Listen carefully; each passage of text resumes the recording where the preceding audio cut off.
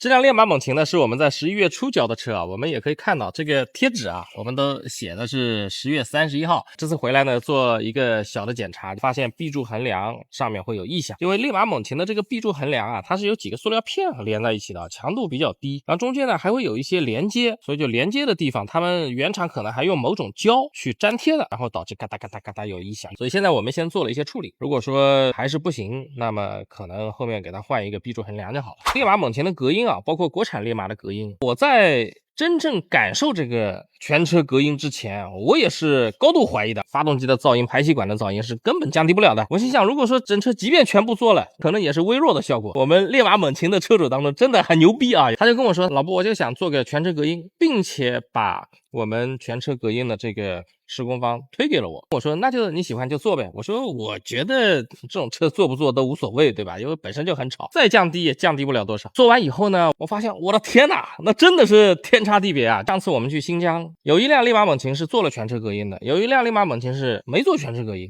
当时那个没做全车隔音的那个车主，我说我强烈建议你把全车隔音给做了。他说不用，反正我开惯越野车的，吵点无所谓。然后真的出去以后，他就发现了这个烈马猛禽在路上的风噪真的是大得不得了，因为大家都喜欢开快车嘛，对吧？都是顶着限速跑的。但是真的，我们想想看啊，长途旅行去越野，真的有80%到90%的路我们是在公路上行驶的。那在这种情况下，如果说一个车的风噪、胎噪、底盘各种噪音比较大的话，你真的会很难受。这个烈马猛禽如果说你要开到130，你主副驾讲话就得靠吼，然后做完全车隔音以后，你可以很轻松的去聊天说话，包括前后排说话你都可以很轻松。你要不然的话，你开到140，你试试前后排你不吼，你根本听不见。另外还有呢，就是自己在可能本地去做的全车隔音，那做完以后呢，会发现噪音比以前反而不舒服，因为真正好的全车隔音做好了以后，各个频率段它都会有所降低，而且让人最难受的那些频段啊，他们都会定向的去做加强的一个降噪。